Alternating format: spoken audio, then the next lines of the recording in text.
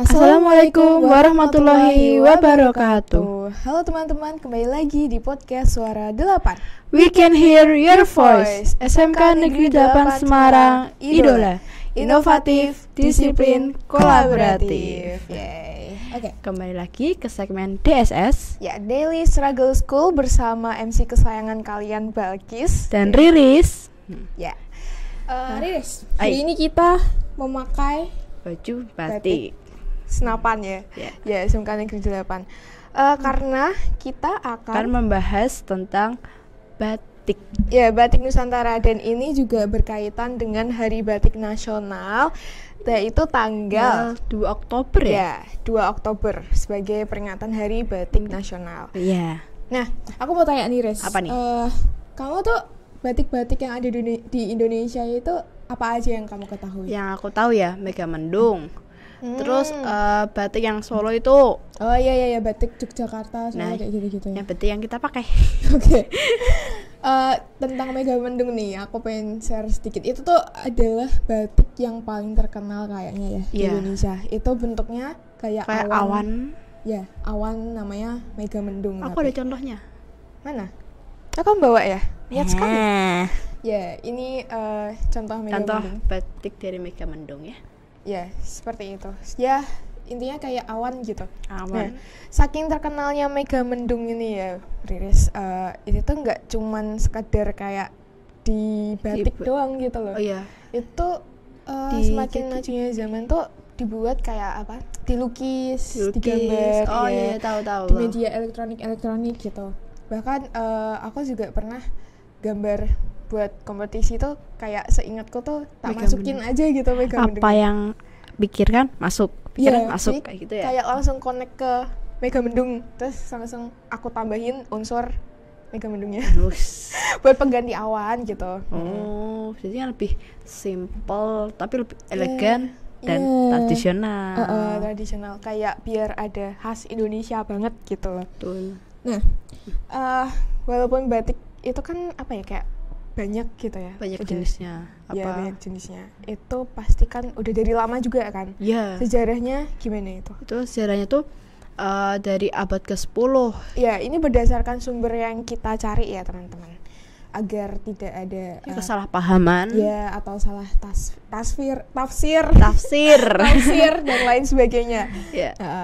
Nah, itu tuh dari abad ke-10, dari Kerajaan Daha dan Janggala. Oke, abad 10 berarti itu sekitar tahun 900 Masehi ya? Iya. 900-an Masehi, oke.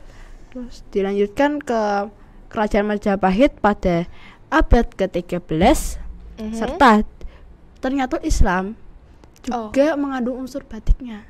Jadi Muslim tuh juga kayak menyangkut pautkan dengan batik kita. Iya. Jadi penyebaran Islam di Nusantara itu juga dibantu sama batik. Oh gitu. Lewat perdagangan bisa, terus unsur budaya bisa banyak tuh pada abad ke-17. Oh iya, cukup lama ya ternyata, dari tahun 900 sekarang udah 2022. Udah berapa tahun? Lama banget. Ya. Apa ya? Dan itu tuh batik digunakan sama pedagang Muslim buat apa ya, kayak bentuk perjuangan pertahanan budaya gitu loh, dari penjajahan Belanda, dari monopoli Belanda. Ya tahu kan dulu ada kayak VOC kayak gitu loh. Yang kalau ingat sejarahnya.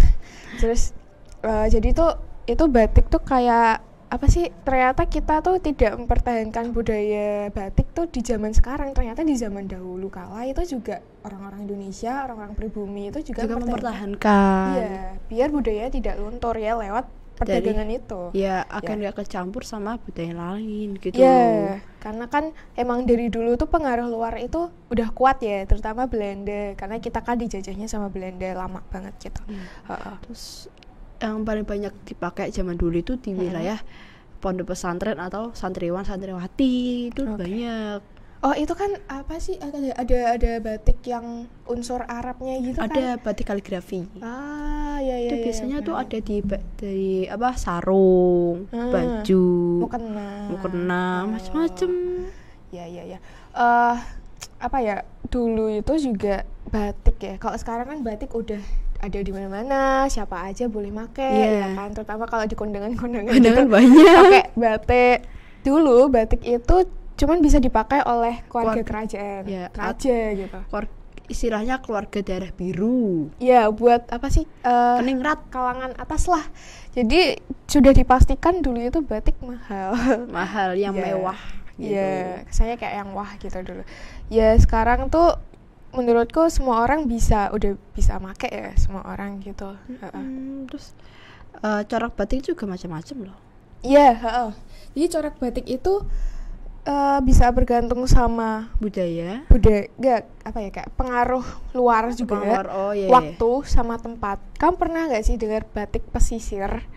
Batik pesisir yang mana itu? Ya, jadi ada batik pesisir, ada apalagi ya, pokoknya seingatku batik pesisir itu ya batik yang ada di wilayah pesisir gitu. Jadi pesisir itu kan kayak daerah pantai ya?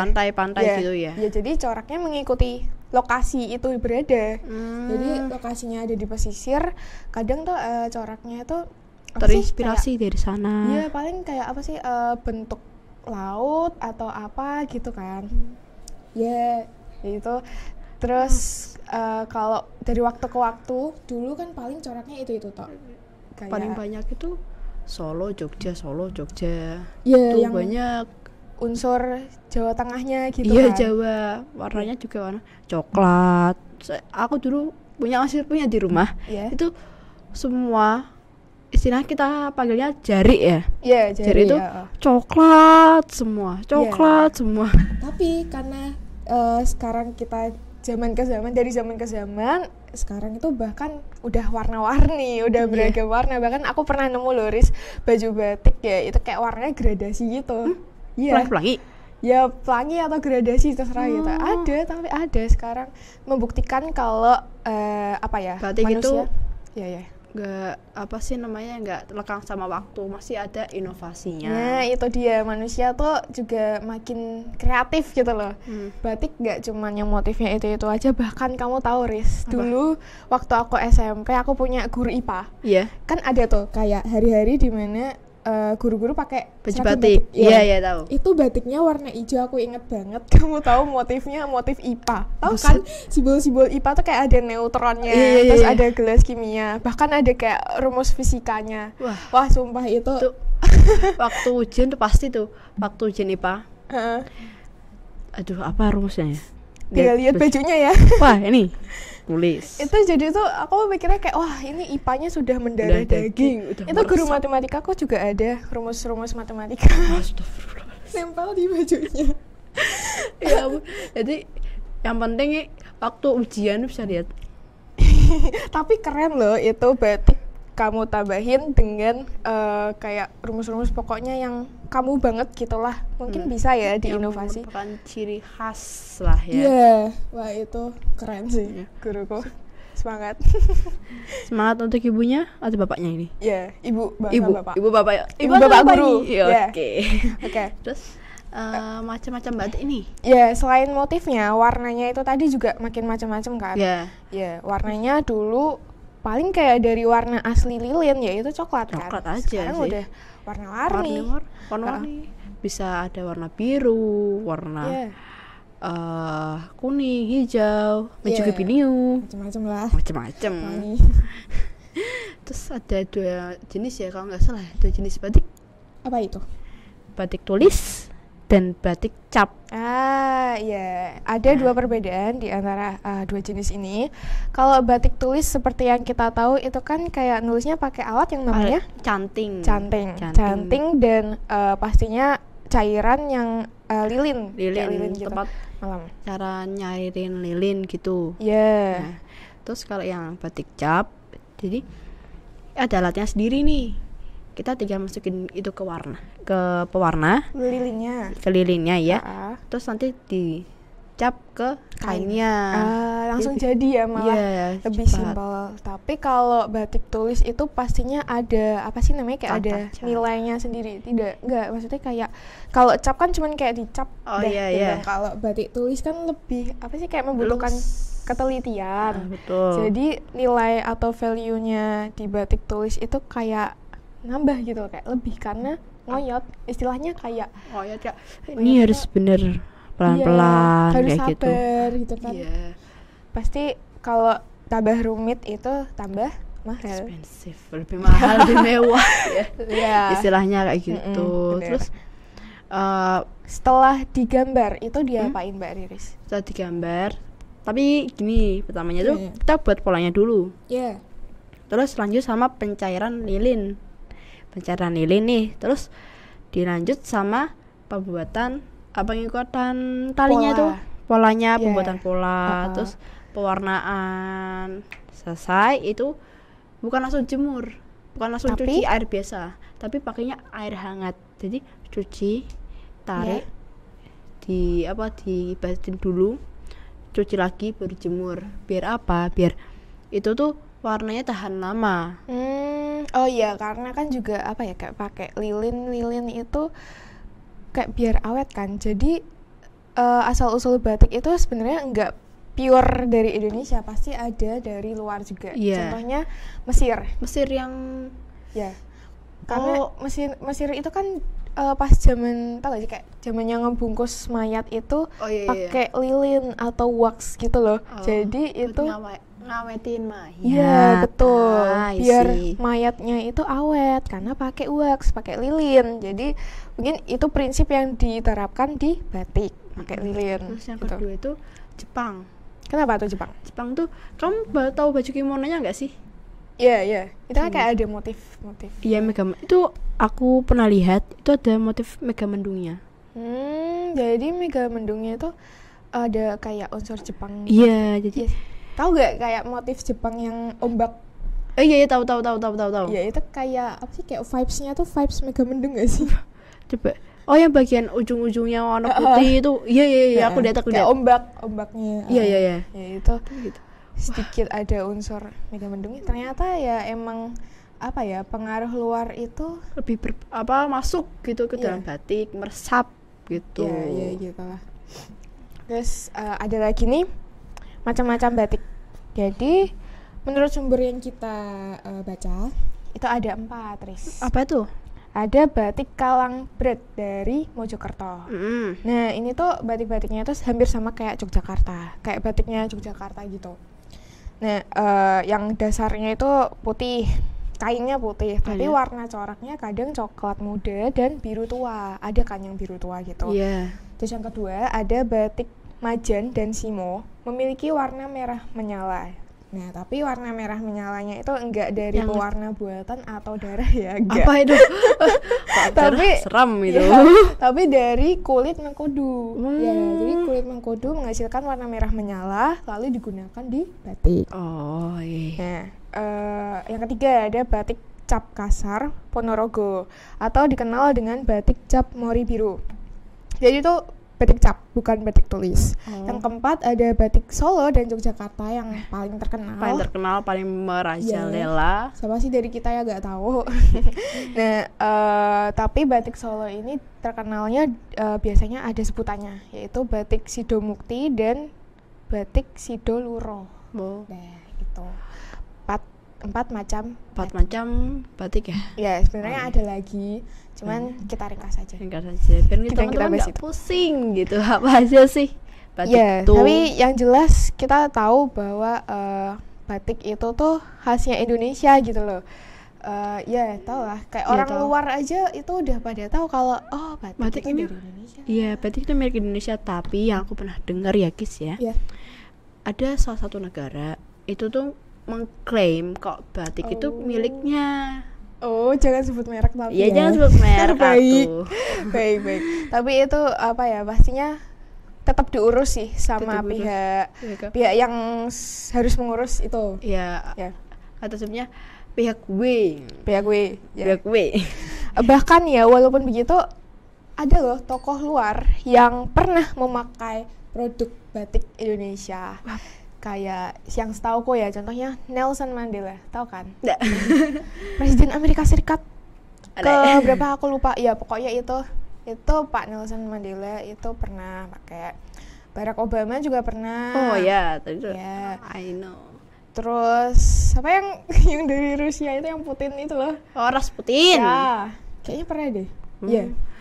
Kalau Barack Obama kan memang waktu kecil dia kan tinggalnya di Indonesia. Ya, jadi tentu saja of course tahu batik ya. Teman-teman. Terus ya itu kira-kira itu. Oh ya, aku mau nanya nih, batik yang kita pakai itu batik apa jenisnya? Oh iya. Lupa aku mau bahas batik yang sering kita pakai, batik SMK Negeri 8 Semarang yang setiap hari Kamis ya. Iya, Kamis kita pakai. Pakai. Jadi itu ini menurutku batik Semarangan gitu ya. Iya sih. Di motifnya itu ada unsur pohon asem, di mana pohon asem itu erat kaitannya sama Semarang. Ya, jika bakalnya kenapa yang Semarang itu sebenarnya dua kata loh. Ya, asem dan arang. Ya. Nah, karena dulu pohon asemnya tuh kayak arang-arang, jarang gitu ya. Jarang banget gitu. Nah, jadi pohon asem itu kayak apa sih? Kayak erat sama Semarang banget. gitu. Asal usulnya lah. Iya. Malah ini jadi asal usulnya, makanya asem itu banyak dijadikan motif-motif batik. Contohnya seperti yang kami pakai hari ini. Betul. Nah, selain pohon asemnya juga itu ada logonya SMK 8. Ya, ada logonya SMK Negeri 8 yang dijadikan batik di seragam gitu. Kalau review dari aku sih simple batiknya, cuman bagus gitu loh. Maksudnya cuman warna merah tua sama putih aja itu udah kayak udah keren aja gitu. Keren, bener-bener nyatu gitu loh. Iya. Ya, enggak yang norak gitu, enggak yang malah bagus kayak gitu. Kalem liatnya. Yang penting jangan warna merah cabe. Wah. Merah cabe Riz, pedes Riz. Jangan, sakit perut nanti aku. Oke, apa sih random banget. Ada lagi nih sebenarnya kalau menurut motif atau coraknya itu ada berbagai macam. Apa aja tuh? Jenis batik ya. Ada batik Pekalongan, tahu kan? Wah. Itu juga terkenal sih sebenarnya. Batik Pekalongan. Terus ada batik Banyumas, batik Solo. Nah, Riz, tadi kan ada batik Pekalongan, ada batik Solo yang paling terkenal dan lain sebagainya. Nah, ternyata selain di Pulau Jawa yang memiliki batik, ternyata di luar Pulau Jawa itu ada kayak batik Sumatera sama batik Papua. Oh itu ada. Jadi itu tergantung motif, yaitu tadi corak motif yang ada di tempat-tempat tersebut. Tergantung ciri khasnya tempat itu ya. Ya, jadi tempat itu tuh yang malah membuat daerah itu jadi khas gitu loh. Khas apapun yang terkenal di situ itu adalah khas dari mereka. Ya, itu malah menjadikan batiknya mereka tuh ada ciri khasnya gitu. Itu sih pembahasan batik kali ini ya. Mungkin kalau kita bisa tarik kesimpulannya, ya intinya adalah batik itu budaya Indonesia. Jangan sampai hilang ya. Wajib untuk dilestarikan. Jangan sampai hilang, jangan sampai luntur, apalagi diambil orang. Itu jangan sampai. Bukan diambil orang, diambil negara. Ya. Diambil orang satu aja itu. Apapun itu, diambil orang, diambil negara, ya. Intinya kita harus tetap melestarikan dan menjaga budaya kita sendiri. Oh ya, aku seneng loh. Kita kan ada kan kampung batik. Oh iya, ada. Itu aku malah seneng itu kayak alternatifnya. Ya, alternatif untuk mempertahankan budaya kita gitu, karena dengan dibuatnya kampung batik otomatis di situ mereka tetap bisa mengenal dan melestarikan batik. Tetap mempertahankan batik gitu loh. Itu keren sih. Kan ada kampung pelangi, kampung batik. Wah, itu ada banyak. Di rumah aku bagian atas itu ada satu jalur ya. Jalannya itu full motif batik semua. Wow, keren ya. Itu bisa untuk jadi ciri khas gitu, jadi simbol kita. Ciri khas ya Pulau Jawa atau batik yang Semarangan kayak gitu.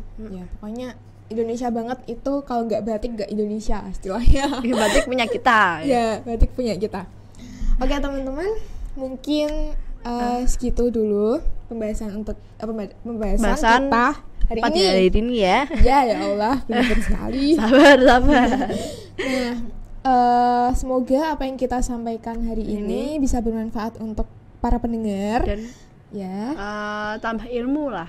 Iya, bisa tambah pengetahuan, tambah wawasan, karena apa ya, jujur buat umur-umur kita sekarang, umur remaja ini tuh pengetahuan tentang budaya Indonesia, tentang apa ya, ilmu pengetahuan tradisional gitu itu sangat kurang sekali. Jadi kita memberikan ilmu wawasan mengenai batik salah satunya begitu.